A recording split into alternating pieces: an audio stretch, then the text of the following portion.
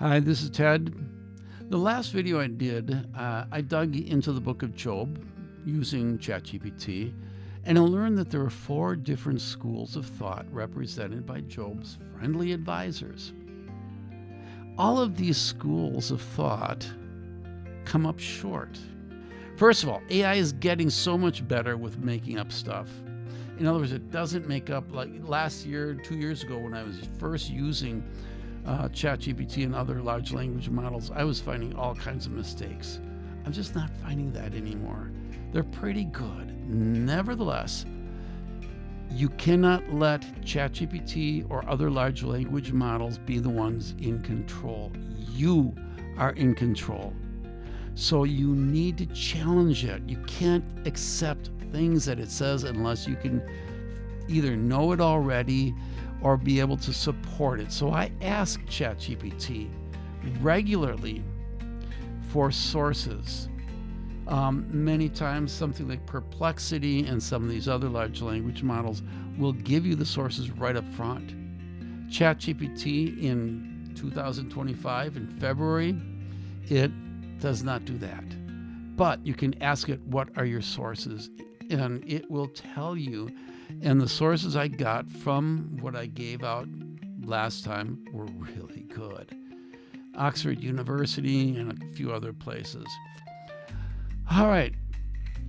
There are times, honestly, when I am working through a large language model asking a question about something, there are times when the sources are so good, I'll end up spending more time reading the sources than I do reading the response I was looking for. Well, for last week's video, I didn't check the sources because of time. And that's a no-no when working with AI. But after I finished the video last week, I did some more careful look at my findings, and I tried a few other large language models and found a few contradictions. Minor ones, yeah. Not major ones. But the most obvious contradictions I found were in examples of modern people. One large language model put John Piper in one school of thought, while another large language model put him in a different category. And at first I was a little bit, okay, why did they do that? There was actually reasons why they did that, and I get it now. It took me a while to think this through, but I did finally realize that John Piper is probably in both camps, as I am at times. Let me explain this a little better. One way that might help out. I hold that the fall of humanity in Genesis tells us that work and birth are filled with suffering, and that's something that was introduced after the fall. This implies that suffering is due to sin. But that's the background. It's a background universal fact of life. There will be suffering. There will be pain in childbirth. I do remember reading somewhere that somebody, I had no pain in childbirth because I had faith. I'm thinking, okay, yeah, right. There will always be suffering. And Genesis implies that this is due to universal sin, not my individual sin. I can come down with, I have diabetes. Well, I will blame myself on that one. I ate too much ice cream when I was younger, okay? I get it. But there are other people who don't, and they come down with diabetes. There are people who take very good care of their bodies and die of heart attacks. I mean, there's things that are just unfair. And Job should be a lesson to us that things are oftentimes unfair. And you can't blame individuals because they're sick. Now, in 1974, I was in the Coast Guard, the United States Coast Guard, and I visited a charismatic commune. Back in the early 70s, communes were not, well, they weren't rare.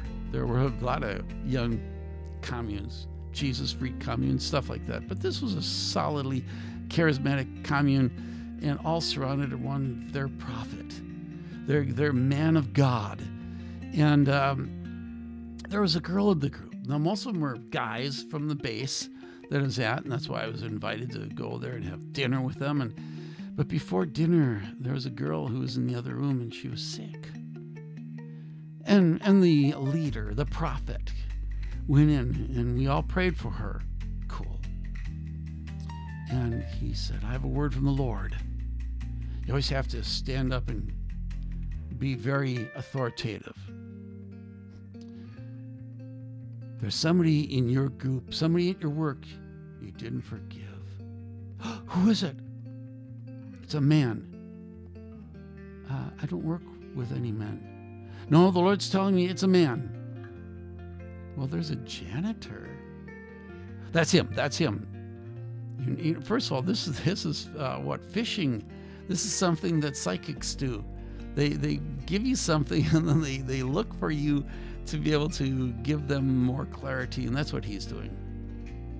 Now, the only man she was working with was a janitor, and she had no idea what he did wrong to her. Now, I've seen real words of knowledge. Oh my gosh, it's blown me away.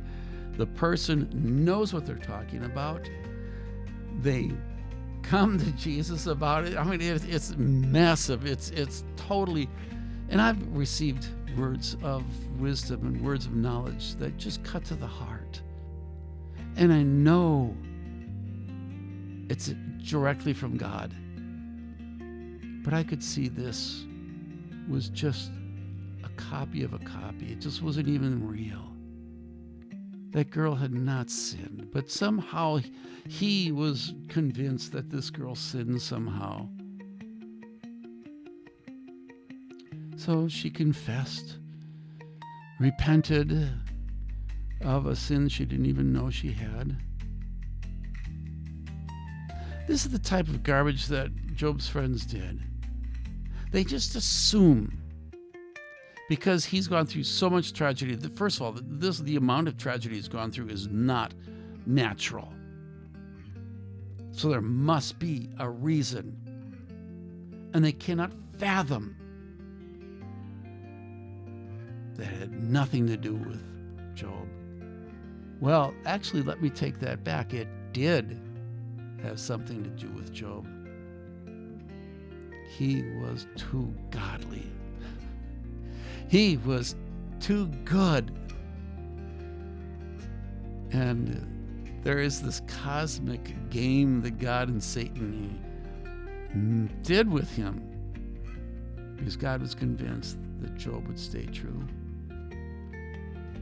And Satan was convinced he'd sell out. And who would think that? Come on. Even today we would think that. No, God would never do that. Many people turn away from God because they get sick or their loved one dies. But Job stayed true. Now, I was a pastor for 10 years, and I lived 5 years in the Congo as a missionary, and I saw a lot of suffering. I heard of a lot of suffering. I experienced a lot myself. I could tell you some wild stories of suffering, both for my kids, my wife, and me. But in all things, we are victorious. I get it. I'm still very healthy. Consider myself very healthy at the age of 72, and thank God for it. But I've gone through a lot, and I've seen others go through a lot. They weren't able to live long lives. And most of the suffering I saw or experienced had nothing to do with personal sin.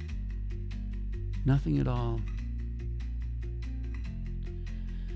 Anyway, I do believe that some of the confusion AI came up with was due to the difference between universal sin and personal sin.